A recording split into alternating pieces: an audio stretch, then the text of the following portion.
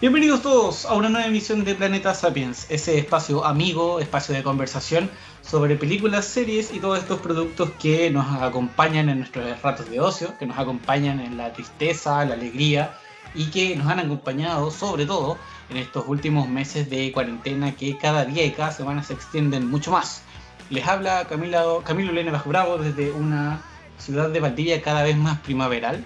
Y junto a mí se encuentra, como siempre, don Pablo Maureira. Pablo, ¿qué tal? Buenas noches, gente, buenas noches, Camilo, una vez más, ya estando en este mes de septiembre que sí o sí siempre nos recuerda a Chile por diversos motivos, algunos mejores, otros bastante peores, pero bueno, ya estamos en una nueva emisión. Hacer mención como siempre a nuestros videos de la plataforma de Instagram, donde nos pueden encontrar como Planeta Sapiens. Esta semana hemos estado, bueno, siguiendo también la idea de septiembre ligado a los productos nacionales. Por mi parte me refería a dos plataformas que valen mucho la pena para revisar producciones locales. Me refiero a ondamedia.cl y la página del Consejo Nacional de Televisión. Y por tu parte, Camilo, has hablado sobre comiquitas, pero no cualquier comiquita, una que ha nacido en nuestro país. Obviamente, para mantener en línea, se trata de la saga de los Guardianes del Sur, que son unos cómics escritos por Sebastián Castro y dibujados por Guido Salinas, quienes han llevado a Galvarino, a Caupolicán y a Janequeo a transformarlos en personajes que, bueno, son personajes que nosotros conocemos de nuestra historia, pero que ellos han transformado en superhéroes, ¿ya? Esa es parte de la gracia que tiene y que de lo que, bueno, de lo que hablo en el video, que son unos superhéroes criollos, muy criollos, que logra sacar lo mejor de dos mundos para crear algo que está ahí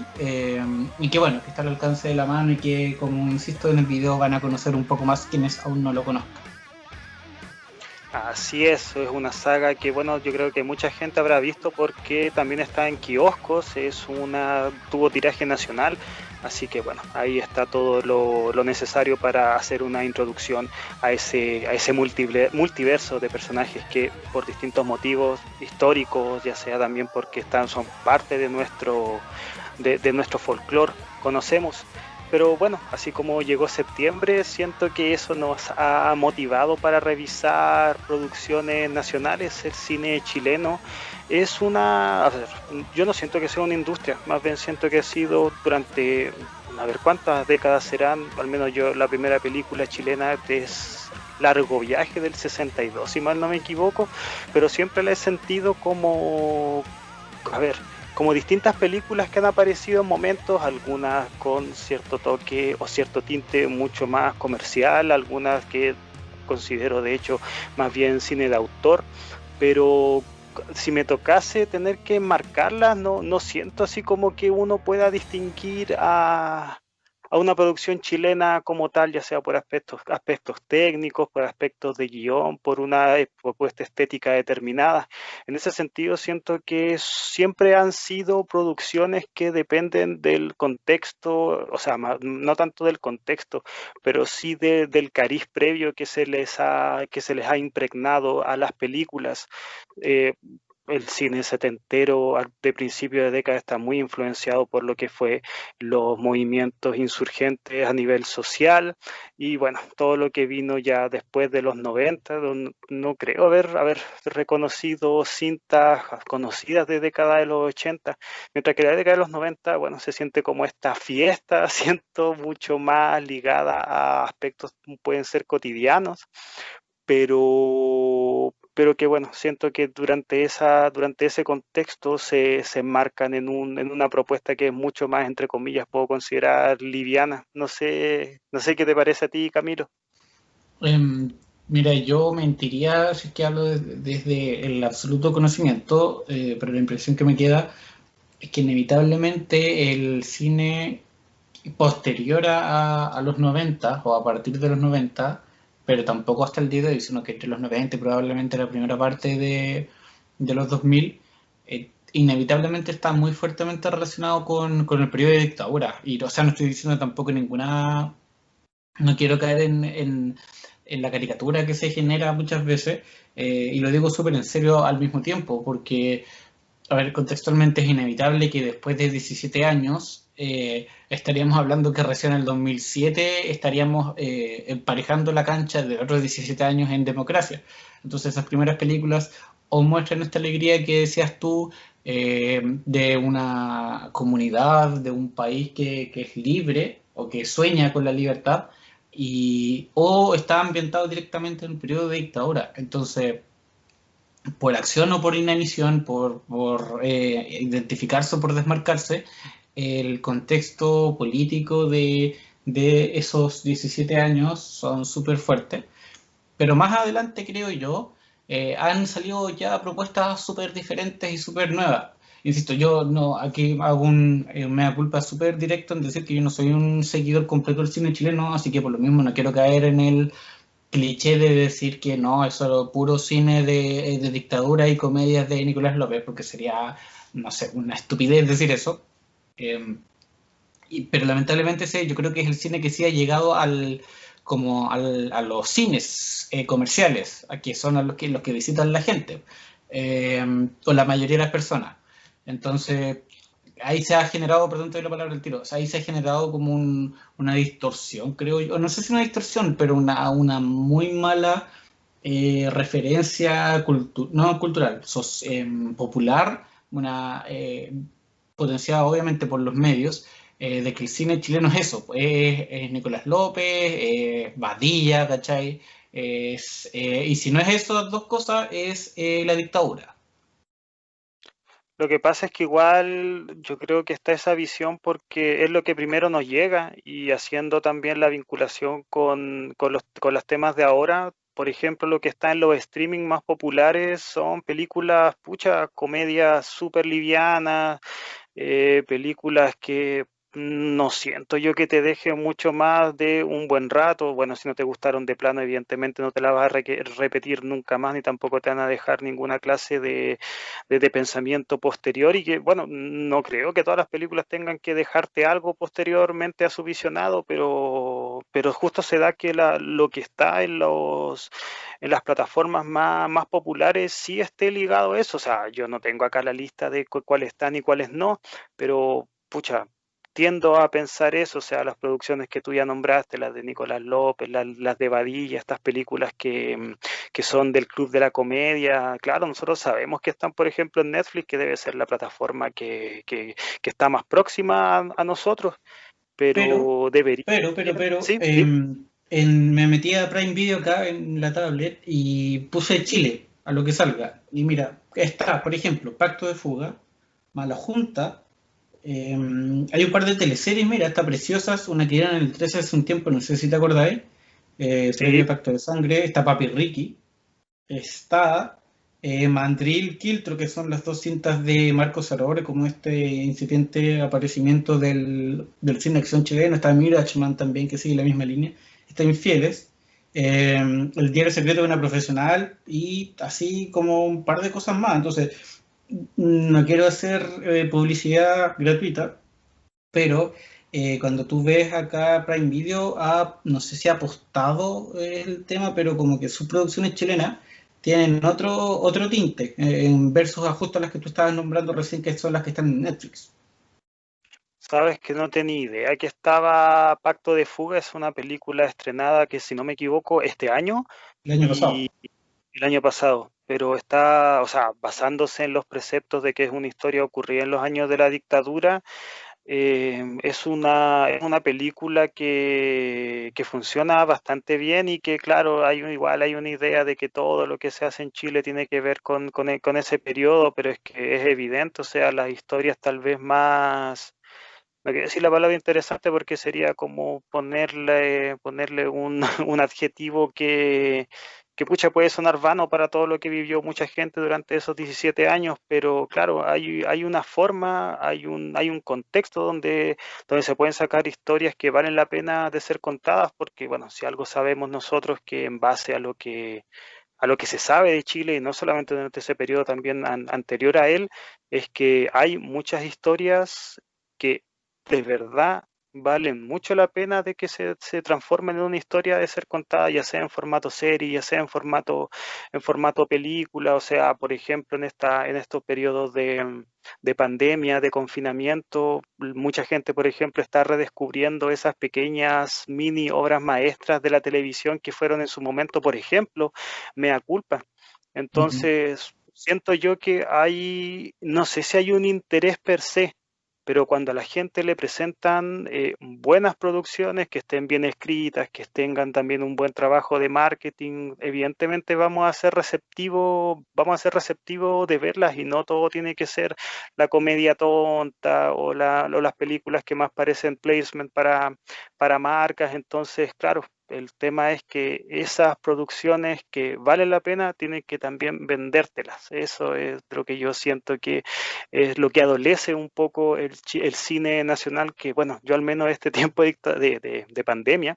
he visto harto y sabes que me he quedado bien satisfecho realmente. Ahí están también mis videos de recomendación, que muchos de ellos han sido en base a producciones nacionales y que realmente me han dejado muy interesado en seguir viendo cosas nacidas en nuestro país. Para completar un poco la información, hice la misma búsqueda en Netflix, escribí Chile, nada más. Me aparece No estoy loca, de la Paz Bascuñán, El reemplazante, Prueba de actitud, que esa es como tipo vadilla por lo que veo. Está a su vez Mujeres Arriba,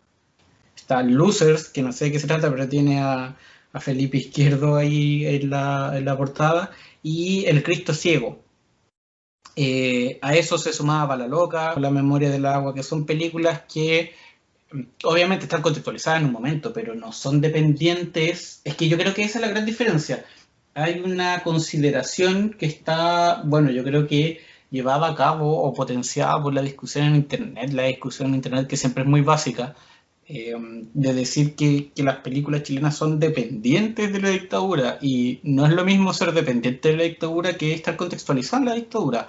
Me explico, Machuca probablemente sea una película que dependa de la dictadura, es una genialidad, me encanta todo lo que tú queráis, pero sin la dictadura Machuca no sé si no existe, pero es otra historia. A diferencia de Araña, por ejemplo, que si bien está ambientada en la dictadura, probablemente te podría existir de una forma relativamente similar ahora. Bueno, no sé si lo mismo, pero mi punto es un poco ese, que no por tener a la dictadura como parte del espacio en el que transcurren los acontecimientos, va a ser una película sobre la dictadura. No creo que Araña sea una película sobre la dictadura, para nada. Y la mitad de la película está ambientada o te la muestran en la dictadura. Claro, es que, bueno, por ejemplo, yo siento que Araña te está hablando de las consecuencias de las personas que llevaron a ese punto, pero claro, entiendo cuál es el meollo del asunto. O sea, no es una película que esté del todo anclado a ese proceso para contar los preceptos del presente. Y bueno, igual es una posición válida para formar una historia, pero a mí personalmente tampoco es que me molesten las películas que sí están contextualizadas, que sí no las podamos entender en otro contexto. Entonces, bueno, igual tiene que ver con la formación que uno tenga y también la perspectiva con la cual uno se siente a ver estas películas. A mí, por ejemplo, no sé cómo una persona que tenga sus lineamientos políticos, sus lineamientos también emocionales del lado de la derecha. No sé cómo, por ejemplo, ellos se sienten para ver una película como Machuca. De hecho, no me lo imagino. De hecho, pienso internamente que tal vez no la ven, no sé. Pero, insisto, yo como persona, si es que me quieren contar historias que estén ancladas a ese periodo, ya sea de distinta forma, ya sea en cualquiera de los años donde pasaron ciertos acontecimientos, y si esa película está bien llevada y se justifica también, eh, el abordaje, que sea, no sé, lo más documentado posible, que si es una película que está basada en hechos reales también sea fidedigna para que se le dé también la verosimilitud necesaria. Entonces, bueno, siento que en ese sentido tiene que ver también con con la perspectiva con la cual uno mire ciertas producciones. Pero con toda esa discusión previa sobre el cine chileno en general, vamos a una que yo creo que tiene un poco de todo lo que hemos conversado, que es Tony Manero, cinta estrenada el año 2008, dirigida por Pablo Larraín, que si les suena es porque él estuvo, bueno, ha dirigido otras cintas chilenas con bastante renombre. La más conocida probablemente como director es No, la primera película chilena en postular a Mejor Película Extranjera de los Oscars, pero junto a ella se suman Neruda hace poco tiempo, voy a nombrar solo las más nuevas, o Jackie, y también él estuvo como productor de Una Mujer Fantástica. Entonces es un hombre que durante los últimos años ha estado muy presente en el espectáculo chileno, en los medios chilenos como un referente de lo audiovisual, más allá del gusto que cada uno pueda tener por sus cintas o no. Pero volvamos, Tony Manero entonces dirigida por Pablo Larraín y protagonizada con una gran interpretación, déjame decir, de Alfredo Castro, secundado por Amparo Noguera, Héctor Morales, Pablo Alatus y Elsa Poblete. La cinta, estoy viendo acá que fue postulada para como mejor película extranjera en los Oscars de su año, pero no logró entrar, lo que te demuestra que aquí ya el director empieza a jugar pensando en el cine extranjero, como en los visionados extranjeros, que es algo que, como conversábamos en un principio, tal vez no se considera tanto, que estas películas, si bien son una propuesta original, hay gente que las ve, ¿cachai? Hay un espectador que tiene que disfrutarla, que tiene que comentarla. Cómo funciona el sistema hoy en día, lamentablemente, tiene que ser un producto también, tiene que tener su tinte. Y con cintas como estas que tal vez pasaron, no sé si piola, pero yo recuerdo por lo menos haber escuchado su nombre de la película, pero si me preguntáis de qué se trataba, quién la protagonizaba, no tenía idea. Solo había escuchado su nombre como película chilena, eh, pero estaba ahí, digamos. Había intentos de Pablo Larraín por meterse en las grandes ligas que, bueno, a la postre le terminaron dando, o terminó lográndolo de forma exitosa, como ya sabemos. Pero volviendo a Tony Manero, entonces, en este caso, se nos presenta una película que está ambientada en la dictadura, protagonizada por Alfredo Castro, como les decía, que interpreta a Raúl Peralta, una persona de unos 50 años, diríamos. Creo que tiene 50, se lo dicen. Eh, y que es un personaje bastante extraño, no quiero decir la palabra extraño, porque de hecho tiene una personalidad súper definida, que es muy apática o que tiene ciertos caracteres que son poco comunes en una cinta, diría yo. Bueno, depende siempre de la película, pero para el complejo, para la idea general, el carácter del protagonista, el tipo de protagonista es bastante atípico. Es que es atípico porque vemos desde el primer momento que más que hablar, masculla, vemos que él de hecho se presenta a sí mismo cuando le preguntan cómo se llama, él dice Tony Manero. Entonces desde ese momento nosotros vemos cómo la mente de este sujeto se va totalmente permeando con el personaje que vemos que posteriormente él busca representar en estos concursos de el parecido a, que no sé si actualmente se harán en las televisiones. Uno ya no tiene ese rigor de antaño para saber cuáles son los productos que venden en la pantalla chica actualmente, en la pantalla chica nacional. El cómo él intenta emular al personaje ya es un pilar en el cual nosotros como espectador nos sentamos para ver cómo él se mueve. Desde el primer momento de la película nosotros vemos que esta tiene una fotografía que es bien cruda, los colores son súper tenues, juegan también con los desenfoques, y en ese sentido a nivel estilístico yo siento que le juega muy a favor para demostrarte a este personaje que en sí mismo no es agradable de ver. No me refiero a que la actuación sea algo que no se pueda disfrutar. Por el contrario, si en algo podemos decir que la película tiene una fortaleza, es que el drama recae en los brazos de Alfredo Castro, y a este personaje Raúl Peralta se nos vuelve mucho más verosímil. Pero insisto, el hecho mismo que este personaje sea tan poco empático con su alrededor, que veamos que su círculo en sí mismo lo respeta simplemente porque él es la persona más avesada en esto del baile. El baile en este caso son las tonadas de Bee Gees de la película Se Fiebre de Sábado por la Noche. Pero como conformación del personaje, yo siento que los primeros minutos de la película te lo definen totalmente. Él todavía no ha hecho nada, vemos simplemente cuáles son sus interacciones con las personas del set del Festival de la Una, este programa que, bueno, como el nombre lo dice, lo daban a la 1 de la tarde, que era una especie de show de variedades, podríamos decir, y el resto de las personas con las cuales interactúa son estos bailarines que podríamos decir que igual están un poco a su cargo, a su mandato. Él es una especie de líder dentro de esta pequeña secta que podríamos decir que rinde culto a aquella película que en aquellos años donde está ambientada esta película, que si mal no recuerdo es 1979, estaba en un proceso todavía de bastante popularidad. La película siento que hasta este punto, que deben ser los primeros 5 o 10 minutos, hace una muy buena representación de lo que va a ser el personaje, y es que todavía él no ha hecho nada. Sí, a propósito de ese no ha hecho nada, una de las primeras cosas que lo vemos hacer es matar a una señora luego de ayudarla, luego de que esta fuera asaltada. Y, y la señora luego en agradecimiento lo invita a su casa, le da un poco de comida, y ella habla algo de Pinochet, dice que tiene los ojos azules, y no sé qué cosa, y un texto el Alfredo Castro como que se descompensa un poco, no sé, como que le da la weá en simple y buen chileno, y le pega un paipazo súper súper claro, y después o te sugieren que le está pegando en la cara de una forma súper súper fuerte hasta que la mata porque se limpia la sangre, y al ratito lo vemos caminando con su tele a color, en dirección a su aparente hogar. En este caso, la cinta de principio a fin te muestra el personaje digámosle, de Tony Manero como una persona, eh, no sé si en decadencia, pero sí, yo diría que sí, porque te lo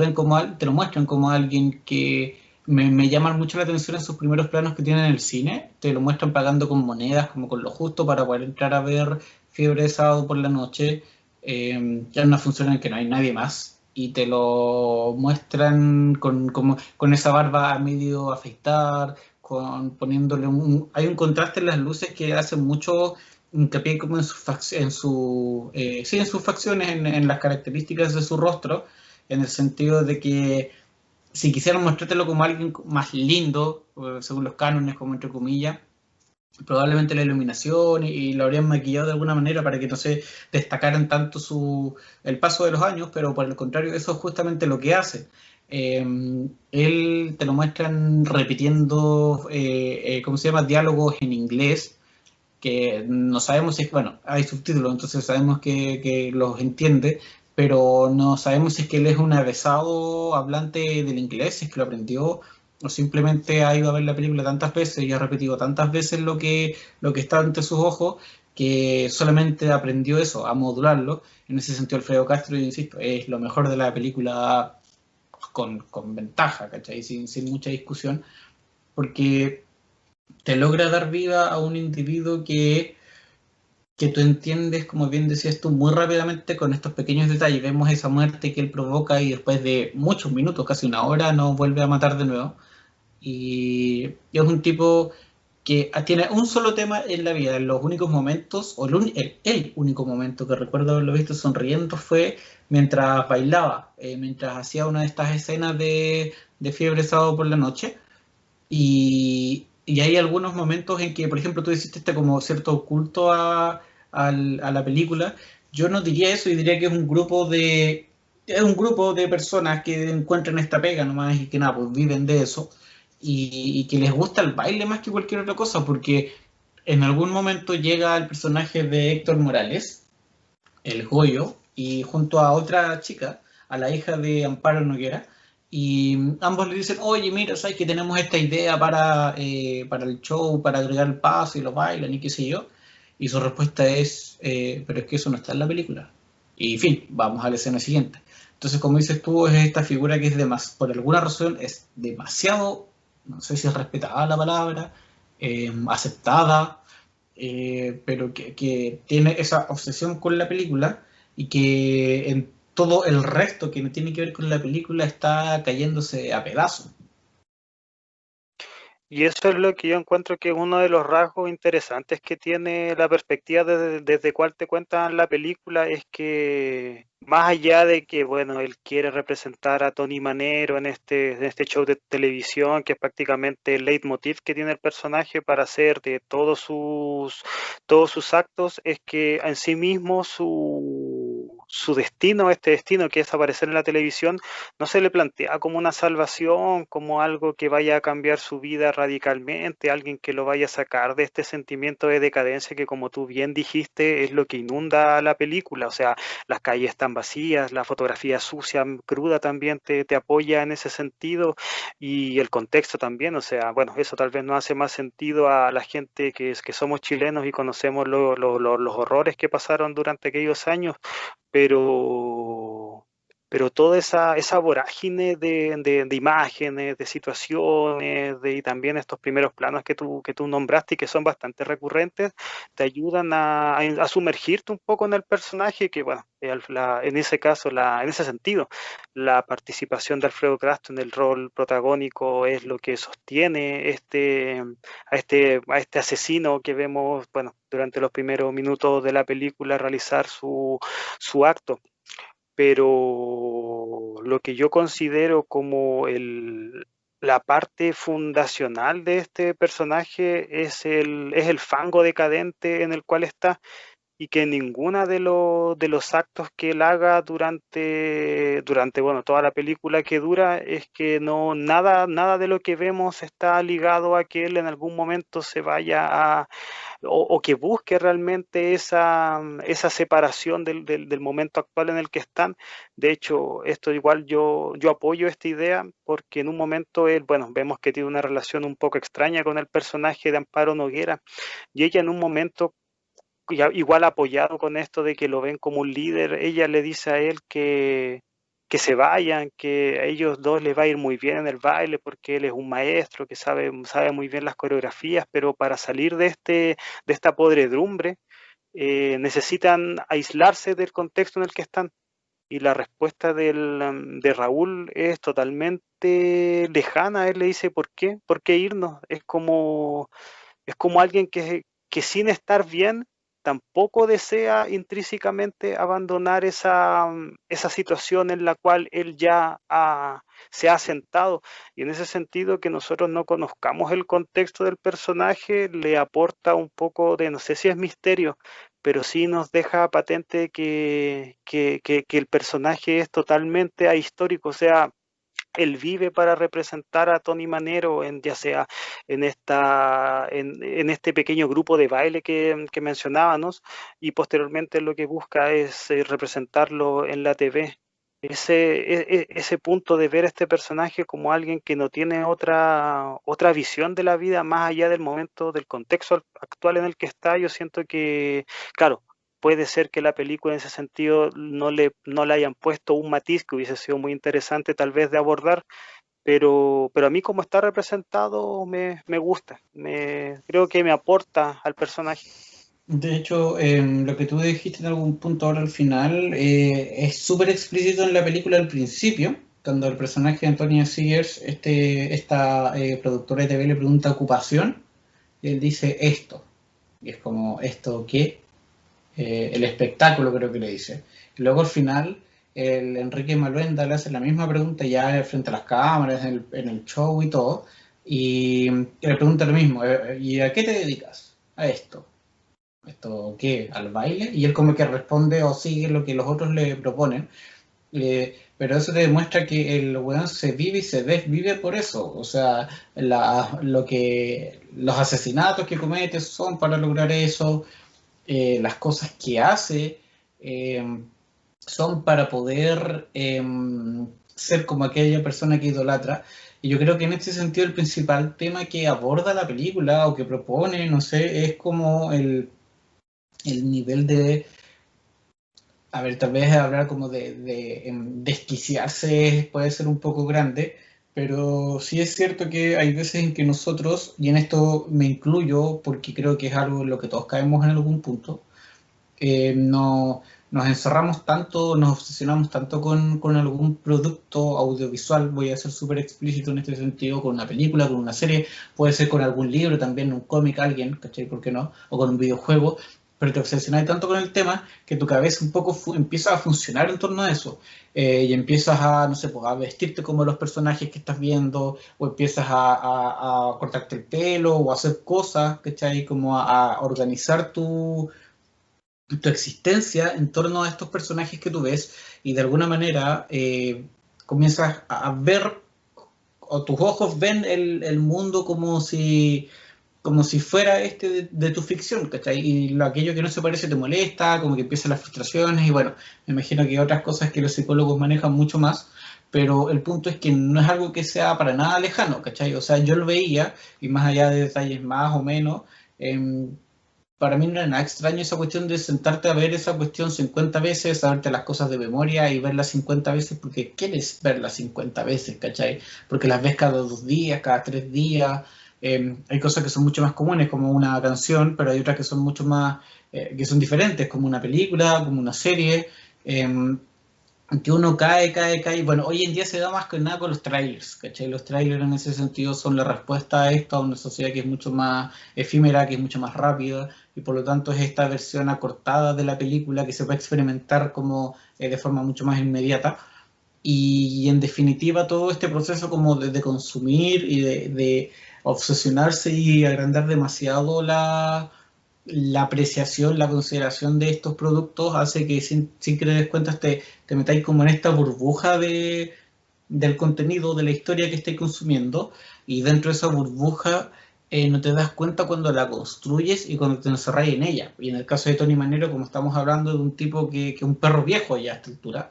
eh, me parece que es muy difícil que él se dé cuenta de eso, ¿cachai? El resto dice, no, tú actúas súper bien y la cuestión, pero para él no es solo eso, o sea, perdón, tú bailas súper bien, pero para él no es solo eso, sino que para él es ser John Travolta en definitiva, ¿cachai? Y en ese sentido también hay unas escenas que son súper buenas, pues, donde lo muestran viendo la película, y en la película vemos a Travolta a torso desnudo, entonces se le ven las calugas, ¿cachai? Un físico súper bueno, en contraste con el personaje de Alfredo Castro, que sin ser obeso ni nada por el estilo, claramente no tiene el físico de partida de un weón que tiene 30 años menos que él. Eh, y segundo, que es una superestrella y que después en sus relaciones sexuales que tiene con el personaje en Parra Noguer, lo vemos que el weón está en la mierda, ¿cachai? Está súper en decadencia en ese sentido, como en lo físico. Y en definitiva, con esto cierro un poco la idea. La película te muestra eso, te muestra como una persona, cuando de repente nosotros nos obsesionamos con ese algo y no nos damos cuenta de todo el resto de cosas que va ocurriendo, porque al final él logra su máximo punto, que es llegar al programa, participar del concurso, y una vez que ha hecho eso, como para no spoiler al final, llegaremos tal vez un poco a él un poco más adelante, y una vez que ha hecho eso es como listo, ¿y ahora qué pasa? Pues en la vida sigue. Eh, que bueno, en el caso de la película no, pero ahí hay un punto de como de anticlímax que él no sufre porque puta, y que de hecho es muy probable también, pues, ¿cachai? Entonces eso es a lo que voy como para terminar la idea. Si tú te obsesionáis con,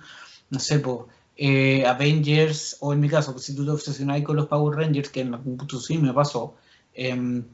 no, es muy difícil que logres a cumplir ese cometido, ¿cachai? Lo más parecido yo pensaba de ser un Power Ranger que sería ser bombero, ¿cachai? Pero es una weá completamente diferente. Eh, y eso de repente genera frustraciones y cosas que en el caso del personaje de Alfredo Castro, yo creo que se representan como en sus reacciones y en las cosas que hace y que en definitiva hablan de esta como voy a volver al término como trastorno medio esquizoide, como de, no sé, en que la realidad y la ficción se entrecruzan demasiado y se mezclan con límites que son muy poco identificables por algunas personas. Me gusta el hincapié que acabas de hacer con metiéndonos un poquito en lo que es la sociedad de consumo, porque claro, nosotros si es que vemos cuáles son los preceptos actuales con los cuales la gente se liga a un producto, es que claro, si me gusta mucho, lo consumo. pero ¿qué es lo que pasa con un personaje que es, bueno, nosotros vemos que el tipo realmente no es de mucho dinero, que de hecho muchos de los actos ruines que hace es para conseguir dinero que es robado? Entonces, claro, lo que es para nosotros en este momento del contexto en el cual estamos es comprar algo, consumirlo, volver a pagar dinero por algo. Lo que es para en lo que está en el continuum en el que está Alfredo Castro es ser ese personaje. Y en ese sentido lo ligo mucho al momento en el cual se especifica que está la película, que son los últimos años de la década del 70, que debe ser uno de los peores momentos a nivel económico que tuvo la dictadura, que bueno, pues nosotros sabemos que posterior a la década del 81 la dictadura le tuvo que sacar el fondo a los pensionados para pagar la deuda que tenía. Entonces, claro, es una es una consecuencia aquello, lo que pasó en el 81, pero que tuvo un origen durante los últimos años de la década de los 70. Entonces, ¿qué es lo que puede hacer una persona que sufre, que está totalmente desamparada, que la pobreza, de hecho, nosotros vemos que él cuando asesina a esta anciana también se alimenta de parte de la comida que tiene, que vemos que también que a nivel físico está bastante deteriorado, como tú dijiste en algún momento, entonces no le queda más que alienarse a esta persona y ya al estar inserto en una anomalía, ya estar en un proceso disruptivo como una dictadura militar, en este caso vemos que el personaje no es otra cosa más que una defragmentación ya de esa sociedad quebrada. Y siento que la película juega con eso de forma muy explícita porque vemos que Alfredo Castro mata y estos asesinatos no tienen ninguna clase de repercusión, o sea, de hecho nosotros vemos que cuando aparecen los agentes del Estado no es otra cosa que no sea reprimir, cuando él vemos que lleva la televisión a color que le roba a la anciana, cuando persigue a uno de los compañeros que tenía el personaje de Goyo, que bueno, vemos que está ligado a lo que fue los movimientos insurgentes de la dictadura. Entonces, todos los actos que que tienen consigo el carácter de un crimen no tienen ninguna reprimenda ni a nivel psicológico del personaje ni a nivel de las leyes que en ese contexto se imperaban. Pero siento que esas ideas están muy ligadas al personaje, que no tenga ninguna clase de, no sé si justificación, pero que el personaje no tenga ninguna clase de reprimenda por los actos que acaban de hacer, es que se nos contextualiza el momento en el cual está inserto en Raúl Peralta como personaje, un contexto donde vemos que los agentes del Estado simplemente por llevar papeletas que eran contra las consignas de la dictadura se le pega un balazo y muere. Y bueno, así como lo hacen los agentes del Estado, los agentes que están para reprimir, también lo hace un germen de estos procesos de dictadura, que es este personaje que no vemos que tiene ningún grado de empatía por nadie y que en sí mismo es súper egoísta. O sea, está la escena que tú acabas de mencionar cuando no deja que los chicos practiquen el baile porque él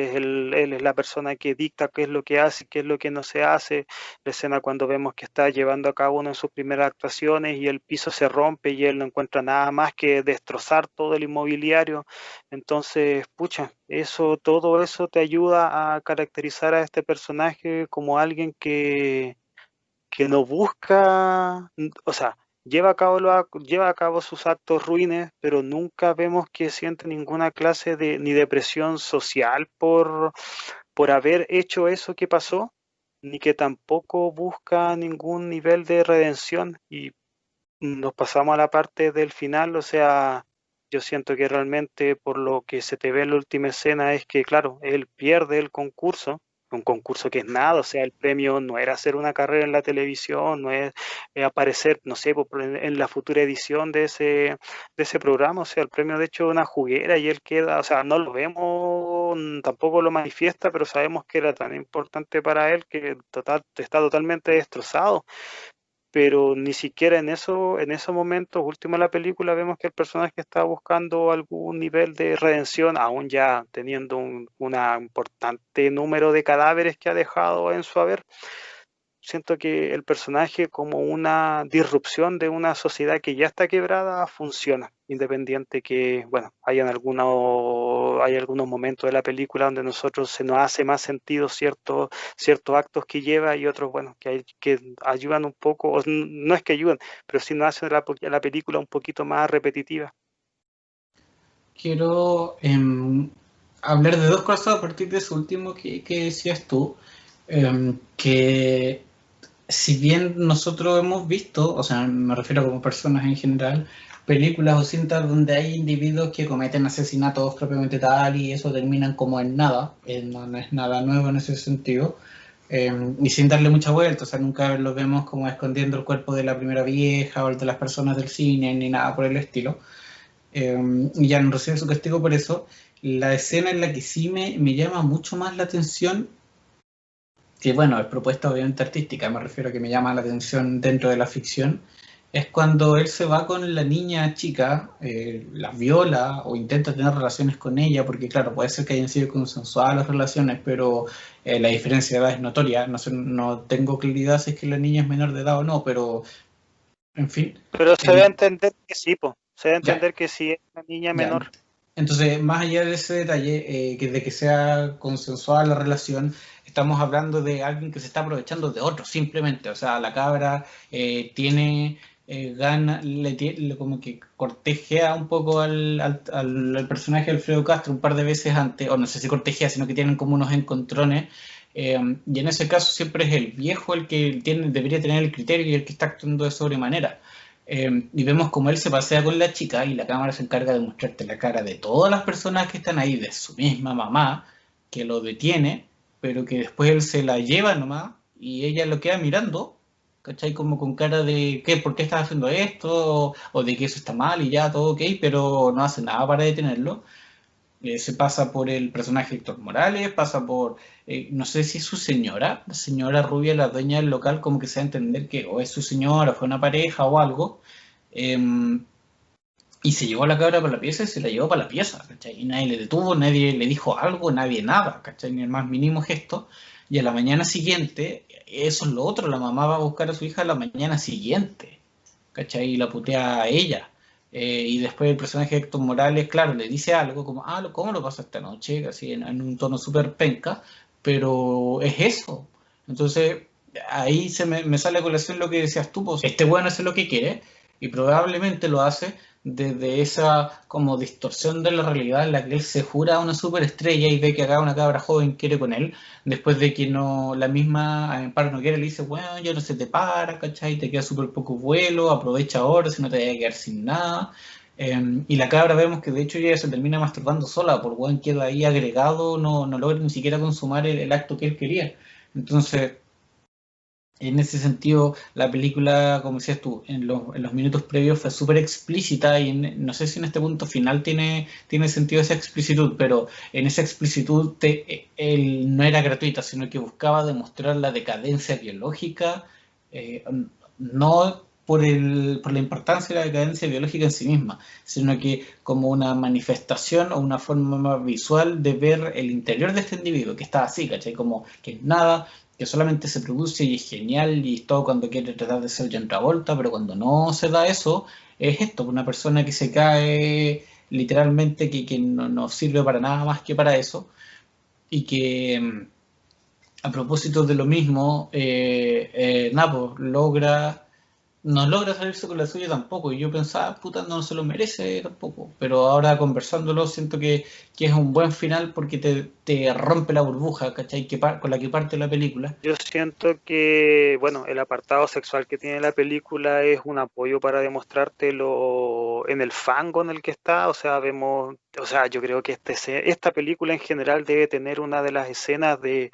coito consensuado, en este caso la primera, la de Alfredo Castro con Amparo Noguera, de las más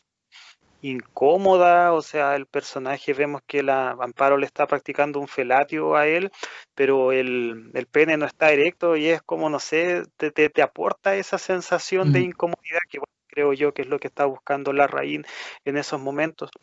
Y claro, ya después, posteriormente, la escena que tiene con la actriz Paola Latus, aparte de que está implícitamente considerado de que que es estupro, em, también te ayuda a apoyar que, claro, en ese momento él podemos ver que la busca y hay una especie de, no sé si es un cortejo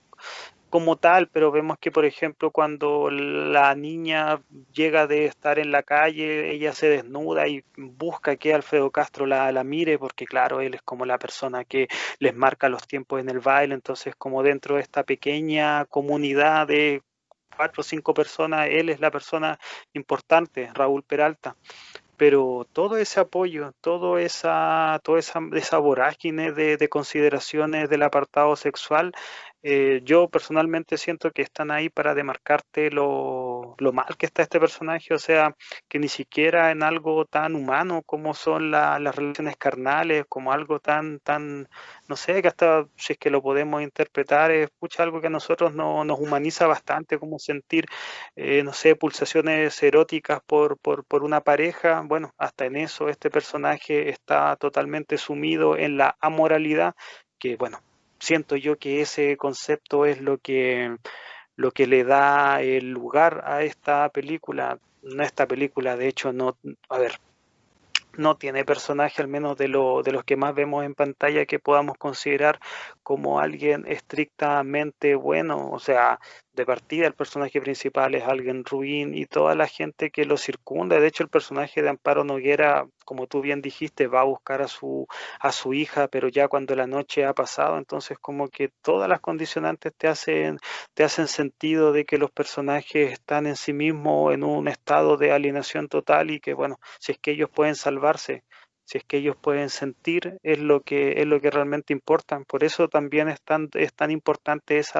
el tema que tiene Raúl con la personificación. Él constantemente la gente le está diciendo de que no, ponte el traje,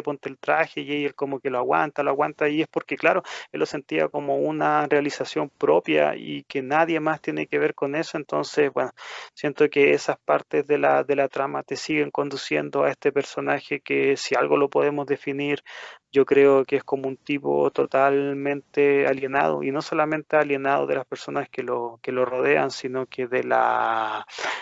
situaciones en las cuales está, o sea, vemos que él tiene algún tipo de amistad, podría decirse, con el personaje de Marcelo Alonso, que el cual le provee este piso para que él pueda llevar a cabo su actuación y que, bueno, cuando ve que no puede sacar más dinero del que tiene, le encesta un palo en la cabeza y, bueno, nosotros inferimos que ha muerto,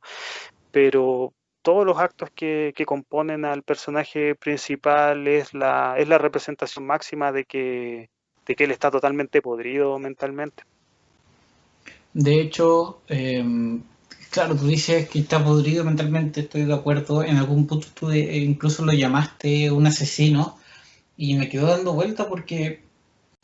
yo no lo pienso así. A ver, tienes razón, sí, es asesino por definición y es muy asesino porque mata a mucha gente, pero la forma en que la película te cuenta su historia no te lo presenta de esa manera, no te lo da a entender de esa manera.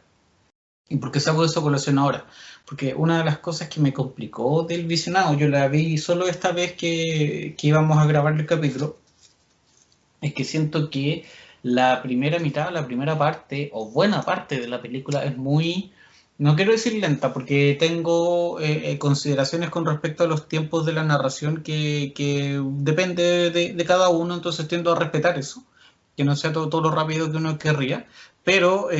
siento que los acontecimientos que ocurren, sobre todo el primer tramo, como ya conversamos, es súper explícito, demuestra desde distintas perspectivas cómo es este individuo, estamos bien, y de ahí uno espera, claro, que la ola baje un poco y exista cierta como cierta regularidad en el contenido hasta que nuevamente haya un ascenso climático o un quiebre argumental. Pero acá yo sentí que la película avanzó demasiado y no es hasta la última, literalmente hasta la última media hora en que se pone no quiero decir interesante, buena, para mí como que me perdió durante mucho rato, porque por eso que te digo, tal vez las cosas que ocurrían no eran lo suficientemente atrapantes, o tal vez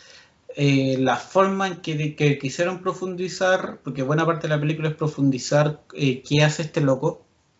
literalmente este loco, y por lo tanto si tú lo conoces más es mejor, sí, estamos de acuerdo, pero en términos de como del dinamismo, de lo atractivo de la narración, siento que no, que ahí falla, que ahí se cae. Y que esto no quiere decir que tenga que ser otra cosa, que tenga que ser otra película, que tenga que ser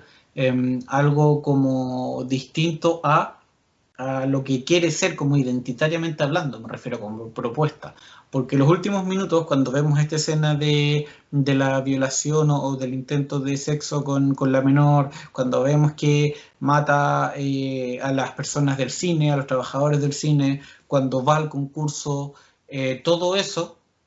son cosas que nosotros las vemos, las digerimos un poco, las leemos, de la misma manera que hemos visto la película para atrás. Pero la diferencia es que hay los acontecimientos que ocurren, tú ves ciertas interconexiones, ves cosas interesantes, ves ciertas consecuencias, tal vez como decías tú, hasta antes de ese punto no veíamos consecuencias. eh, o sea, siempre hay consecuencias, pero consecuencias que son mucho más interrelacionadas, ¿cachai? Que incorporan a distintas personas, secundarios o principales, dentro de la trama, y llega muy tarde. Antes de grabar esto, Pablo me decía, a mí la película se me hace muy corta, y yo le decía, a mí en realidad como que agarra vuelo o vuelve demasiado tarde, pero que en definitiva son dos manifestaciones de una misma idea, porque la película en algún punto como que no sé si se va, pero hay un quiebre que es bastante notorio o un acelerador que se pisa, hay una escala que se sube, pero siento que buena parte del tiempo no quiero decir que es desperdiciado, porque ¿quién soy yo para decir que algo de una película de Pablo Larraín? Pero creo que hay una buena parte de tiempo cuyo ritmo hace que sea más difícil mantener el interés, un interés como real en la película. Porque si tú me preguntas, ¿a mí es una mala película? No, para nada. No sé tampoco si me gustó. Y probablemente por ese pedazo que yo te digo de trama que debe ser, no sé, entre los 20 y los 50 y tantos minutos, eh, y que plantea cosas interesantes, plantea cosas como tiene buenas ideas, creo yo, pero la ejecución no diría que me complica, pero me deja con un sabor más amargo que dulce. Lo que pasa, bueno, yo igual, a mí pese a que la película me gusta bastante, de hecho, es tal vez la película chilena que yo más aprecio, tal vez por el momento en la que la vi inicialmente, tal vez porque me introdujo a otras producciones, pero no, también le identifico los fallos que tú has mencionado, tiene algunas pequeñas inconsistencias a nivel del ritmo que tiene, y es que a mí al principio se te dibuja también el personaje que después hay ciertos acontecimientos que, como dije en algún momento en esta conversación, me parece un poco repetitivo. Yo tal vez le hubiese dado, bueno, tal vez las típicas elucubraciones que hace uno cuando un material le gusta, pero claro, hubiese tal vez tomado otras decisiones con el personaje para dentro de lo que ya se te había mostrado al principio, hacerlo un poquito, darle un poquito más de matices, pero bueno, el material está y al menos a mí las ideas fuertes que están en la película me gustan, me llenan, siento que es una película que peca, o no sé si es que peca, pero es una película que busca, que busca llegar a otro nivel que puede ser considerado como pretencioso. Yo en este caso, para una película chilena, considero que la pretensión puede considerarse como una virtud, o sea, querer llegar a un punto de separarse de otras que son un poquito más convencionales. Bueno, en este caso, Tony Manero tiene otros referentes que los busca emular. Yo considero que hay un poquito acá de cine neorrealista, pero también considero que hay pequeñas bases que no la sustenta tanto la película, la considero que por ejemplo, El Rey de la Comedia de Martin Scorsese tiene ciertas ideas que me las recuerdan tanto a nivel de propuesta estética como también el guión. Bueno, el caso del Rey de la Comedia tiene que ver mucho más con el tema de cómo maquinea, cuál es la maquinaria de los medios que influye a estos personajes que están totalmente desconectados de la realidad. En ese sentido, bueno, la propuesta que tiene Tony Manero con la maquinaria de la televisión no es tan incisiva, simplemente te la presentan, pero bueno, Ya, tiendo a pero hacer ahí espera, unos perdón detalles. que meta la cuchara. Es que justamente ahí hay un tema que, por ejemplo, tú podrías haber profundizado en eso como tema, por dar un ejemplo, ¿cachai? Pero yo me digo automáticamente no, porque en realidad en este caso la película es del personaje, no es de los temas. Entonces tú decís, ya, ok, la película es del personaje, y por eso en realidad los temas o las cosas de las que va hablando dan vuelta en torno a él y no en torno a los temas en sí mismos. Pero incluso al hablarte del personaje, o sea, el personaje se construye súper bien y su entorno se construye súper bien, pero el relato en el que los metes yo creo que es donde termina fallando un poco. También estoy con tus palabras y en ese sentido, bueno, ya lo dijimos, la narrativa de la película hace que por cierto momento se caiga y bueno, eso ya tiene que ver con el producto en sí mismo y que bueno, tampoco la película va, o sea, nos va a satisfacer a todos, o sea, la propuesta está, podríamos decir que la historia queda contada en su trayecto, pero para darle un visionado a una película chilena que no sé si hay algunas que se puedan asemejar al menos al tono, al cariz que tiene esta, entonces, bueno, quedó ahí como una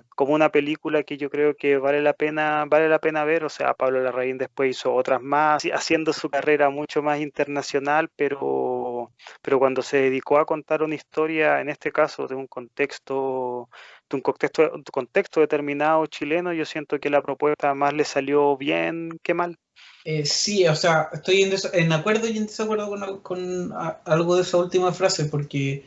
me quedo con lo de la propuesta. Creo que hay una propuesta y eso es lo que más me llama la atención. De hecho, cuando leí la sinopsis fue como, oh, mira, como que me tincó harto, o me llamó la atención. Y cuando la vi, claro, vi eso que estaba en la sinopsis de Onda Media, todo esto. Yo lo vi en el stream de Onda Media a propósito del video de Paulo. Y después cuando la ves, tampoco es tan así. Entonces, creo que sí, a ver, entre suma y resta, sí, es una película que es bastante valorable, ¿cachai? Y entre ver y no verla, sí, verla, ¿cachai? Por último, para que si es que te desagradan ciertas cosas, nada, pues te desagraden como con fundamento. Pero creo que es una propuesta interesante y que el sabor que a mí me queda es que se podría haber aprovechado mejor o más, no sé. Como, no sé, apuntando esas cosas que te digo que hay algo en la narración que no me funciona, eh, pero que en algunos pedazos de la película sí funcionan, ¿cachai? Entonces los veo que está ahí. O tal vez nada, por el interés de Pablo Larraín sería contar esa historia tal y cual como la terminó filmando. Y bueno, entonces ante eso no hay nada que nosotros podamos hacer, pero creo que es un buen testeo, es una buena propuesta, es una buena idea, que voy a repetir en este sentido la concepción que las ejecuciones tengo mis dudas de qué tan bien sale. Pero entre suma y resta sí, o sea, sale ganando totalmente, ¿cachai? Es una película que no está de más ver, creo yo, que puede no gustarle a mucha gente por lo mismo, pero que si queremos meternos un poco en el cine chileno, a propósito de la conversación que tuvimos al principio, es un buen estandarte, es un buen exponentes de que incluso en las películas que están ambientadas en la dictadura, hay otras historias que se pueden contar que no son necesariamente sobre la dictadura, que es este el caso, que claro, tiene ese contexto que incide en la vida de los personajes, sí, pero no es el centro, ¿cachai? Esta historia se podría haber contado probablemente en, no sé, en este periodo, ¿cachai? En la cuarentena o después del 18 de octubre, no sé. Eh, entonces, vale en ese sentido, suma.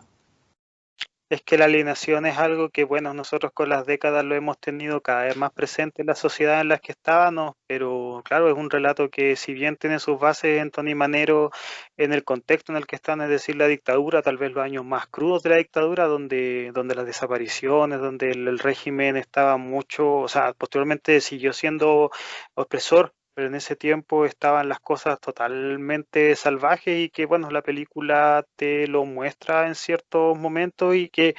tampoco se